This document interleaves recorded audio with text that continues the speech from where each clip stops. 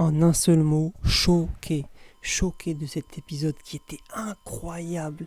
L'animation du début de combat, l'OST, le combat en lui-même, l'alter qui est expliqué, tout a été incroyable. Même le voice actor a été incroyable. Et je le dis, c'est un des meilleurs épisodes de l'histoire de l'anime de My Hero Academia.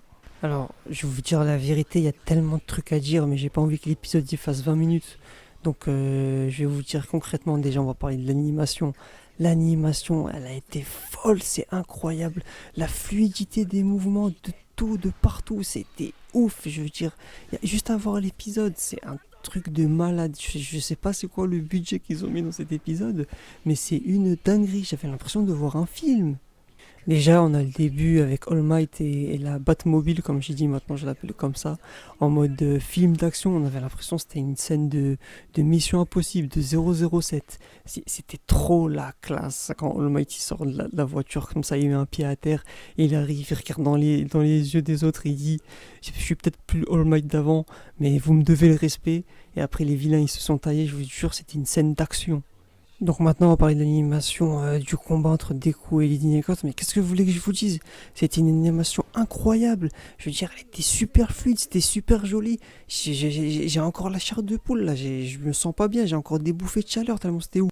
Genre juste regarder les mouvements de caméra qui ont été incroyables, genre ça se battait dans tous les sens et tout, on avait l'OST derrière qui était incroyable, on avait le voice acteur qui donnait tout, genre vraiment il donnait vie au personnage, t'avais l'impression que c'était la réalité. Je vous jure, j'avais l'impression de voir un film à ce moment-là. Et t'as tout qui s'enchaîne. Les haltères, les nouveaux haltères qu'on découvre en même temps. D'ailleurs, on parlera de ça un peu plus tard. Et il y a plein de choses aussi à dire. Mais l'animation, il faut aller voir. C'est pour ça que je dis que pour moi, c'est un des meilleurs épisodes de l'histoire de My Hero Academia. Juste pour cet épisode-là, il faut regarder My Hero Academia. C'est le meilleur épisode en termes d'animation de My Hero Academia de la saison et de l'histoire de l'animé tout simplement en fait. C'est ça qu'il faut comprendre. Mais juste avoir l'animation sur les balles en fait. Je veux dire l'animation, les détails juste sur les balles. On parle pas d'un personnage ou d'un coup de poing ou quoi. Les balles étaient animées, un truc de fou malade. Imaginez.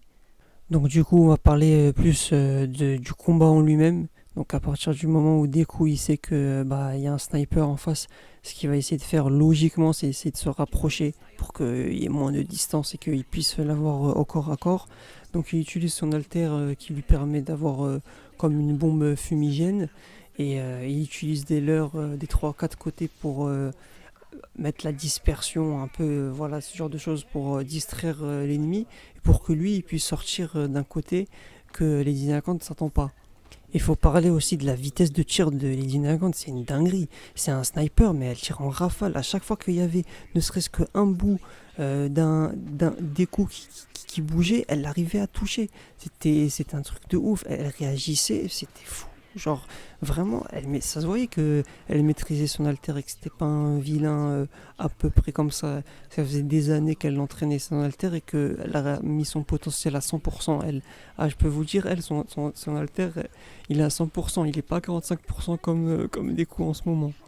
Mais genre c'était ouf, genre dès qu'il y avait un leurre, elle arrivait, Nadine Agant, elle tirait, cric pam, un leurre en haut, à gauche, à droite, cric pam, direct, genre ça enchaînait instantanément, c'était une dinguerie et le son derrière des balles, j'avais l'impression, ça frôlait ma tête, j'écoutais ça avec mes écouteurs, j'avais vraiment l'impression d'être à l'intérieur du combat, j'ai cru que j'allais prendre une balle dans la tête. Et je sais pas mon effet de doublage de balles tirées. Bon, c'est vrai, j'ai fait du doublage dans quelques films de balles, mais bon, voilà, on va pas parler de ça plus longtemps. Bref. Et du coup, c'est là qu'intervient le troisième alter, donc un alter qu'on n'avait jamais vu encore dans l'animé. L'alter, il s'appelle. Donc maintenant, du coup, on veut savoir comment faire pour battre Lady Nagant. Le but, c'était toujours de se rapprocher d'elle. Mais plus tu se rapprochais d'elle, plus il prenait des balles. Malgré le fait qu'il masquait ses intentions avec son gaz toxique, le but restait le même, il fallait se rapprocher le plus possible de Lady Nagant. Donc l'alter il s'appelle Faking. Je sais pas si je le prononce bien mais je le mettrai en mots. En gros c'est quoi? C'est accumuler de l'énergie en répétant du coup un même mouvement. Et plus il fait le même mouvement, plus il y a de l'énergie qui s'accumule, plus ça grandit et jusqu'à ce qu'il relâche. Donc plus tu accumules de l'énergie et au moment où tu vas relâcher justement cette énergie, ce sera plus puissant. C'est comme ça que donc, avec cette nouvelle alter, il va mélanger le troisième alter qu'il vient de développer, le 45% de One for All et ce qu'il a appris grâce au fouet noir. Il a mis ces trois alters à sa guise et il les a gérés en même temps, je dis bien en même temps, c'est là où ça va être intéressant, c'est parce qu'avant des coups, il utilisait certes les haltères qu'il avait à sa disposition, mais les uns après les autres. Là, il a appris à gérer et à utiliser les bons haltères au bon moment et surtout en même temps. D'ailleurs, pour rattraper la balle, il utilise, bien évidemment, il utilise le 45% du One for All, il utilise le troisième halter, mais il utilise aussi le centrifuge, ce qui fait qu'il peut aller plus vite qu'une balle. C'est le fameux Texas, n'importe quoi. C'est le fameux Manchester Smash, c'est comme ça qu'il l'appelle en tout cas. Et donc en gros le Manchester Smash, c'est un pseudo 100% de All Might qui lui permet d'aller plus rapidement qu'une balle quoi. C'est tout simplement ça en fait. D'ailleurs petite anecdote, à un moment il dit pseudo 100% quand il porte le coup, parce que c'est genre 100% du One for All, enfin en tout cas c'est ce qu'il pourrait faire s'il serait géré 100% du One for All, ce qui n'est pas le cas vu que il sait gérer que 45%, et c'est pour ça que All Might était incroyable, c'est que lui il pouvait gérer 100% du One for All et atteindre des vitesses phénoménales. Lui il a réussi à atteindre cette vitesse mais en utilisant les autres haltères qu'il avait à sa disposition donc. Et c'est une super transition pour parler du combat maintenant et du style de Isoku. C'est que maintenant il utilise les haltères en même temps, plus les uns après les autres. Et c'est dans cet épisode qu'on le voit et c'est là où ça va faire la différence. Il n'utilise plus un halter après l'autre pour les utiliser comme des haltères normales. Il les combine et c'est là que ça fait la différence. Et peut-être que contre Tomura, s'il aurait su faire ça, la situation aurait changé. En tout cas, c'est dans cet épisode, et rappelez-vous bien, parce que c'est sûr et certain que ça va revenir, c'est un tournant pour Deku et du coup pour toute l'histoire de My Hero. Il sait enfin comment utiliser les haltères à proprement parler, parce que les utiliser les uns après les autres, c'est pas si efficace que ça. Même les anciens détenteurs du One for All lui disent, sauf que lui, il a appris à utiliser plusieurs en même temps en fonction de la situation.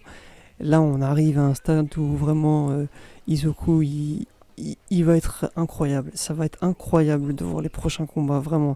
Déjà, celui-là, il a été phénoménal. Il a construit juste en quelques secondes une tactique pour réussir à abattre Lady Nagant, qui, je le rappelle, était un des meilleurs héros de l'histoire du Japon.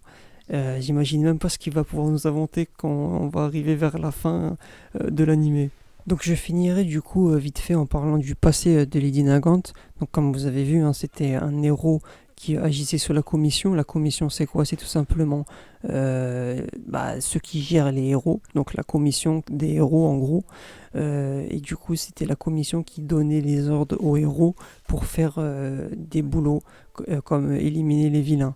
Et le problème, c'est que on cachait le sale boulot qui a été fait, comme par exemple, tuer juste des gens.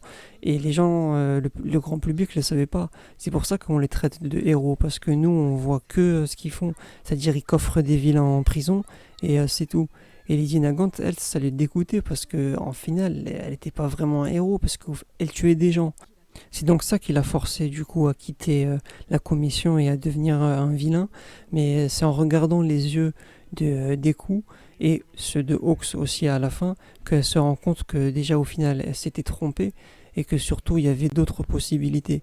Parce que c'est marrant, mais même dans la vraie vie, c'est quand tu regardes les yeux de quelqu'un que tu sais s'il ment, que tu sais s'il est triste, que tu sais s'il il va pas bien, ou tu sais s'il a de l'espoir. Et c'est marrant parce que c'est comme notre monde. Comme il dit des coups, tout n'est pas blanc, tout n'est pas gris. Tout n'est pas blanc, tout n'est pas noir, pardon, c'est ça l'expression. Au final, c'est gris, c'est-à-dire qu'il n'y a pas de bon ou de mauvais. Et même si on nous dit qu'au final, les héros combattent les vilains dans My Hero Academia, c'est bien, bien plus complexe que ça. Les vilains, ils se sont pas retrouvés vilains comme ça parce que ils se sont levés le matin et se sont dit ah vas-y, je vais foutre la merde dans la société. Ça a toujours été question de point de vue en fait. Enfin, maintenant, pour créer une société parfaite, ça va prendre du temps. Il faut d'abord, le but c'est d'abord de neutraliser Tomura, de neutraliser All for One et que faire que la commission soit moins violente, que les héros soient plus soient jugés, que les vilains soient aussi jugés de la même façon, et que au final tout le monde ait le droit au même traitement, que ce soit vilain ou héros, et qu'il n'y ait pas de commission par-dessus qui fait des plans sales et tout. C'est justement ça qui a terni l'image des héros et qui est en train de le ternir à l'heure actuelle en fait. Donc c'est juste une question de ça. Donc bref, voilà encore un épisode avec beaucoup de choses à raconter, beaucoup de choses à dire. Donc suivez bien les prochains épisodes. Moi je vais continuer à poster, n'hésitez pas à vous abonner, liker. Si vous êtes resté jusqu'à la fin, vraiment merci la famille, ça fait super plaisir. Prenez soin de vous, la santé avant tout. Bye.